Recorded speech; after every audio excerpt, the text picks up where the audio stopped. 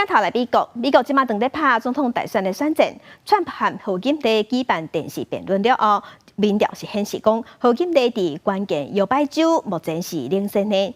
也毋过，美国上大工会之一国际拖拉机司机工会进前是拢支持民主党，也毋过这一届因是宣布讲因两党拢无要支持。因为目前川普和贺锦丽攻防的焦点是放伫移民的问题。 川普18暗时去纽约州长岛做事，另外有警察甲骑马的特警队严格维安，记者为下晡就规定到位。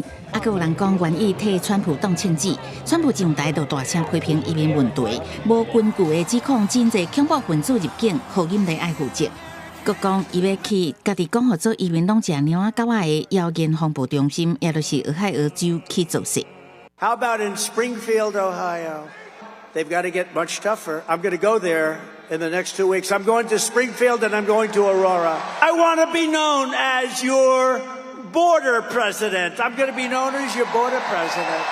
贺锦丽18是伫美国国会西班牙裔核心小组的活动演讲，宣示要建造几落100万间新厝，也加25000美金补贴头一届买厝的人，嘛无被记咧谴责川普削减社会安全甲医疗保险，大规模赶走移民的极右政策。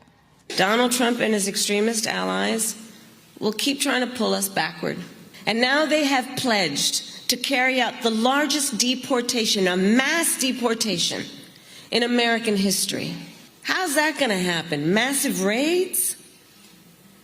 Massive detention camps? 昆尼皮克大学伫9月70川河辩论了后进行民调，显示贺锦丽伫宾州甲密西根这两个关键州得到超过误差范围的明显领先，威斯康辛是领先1%，相当是平手。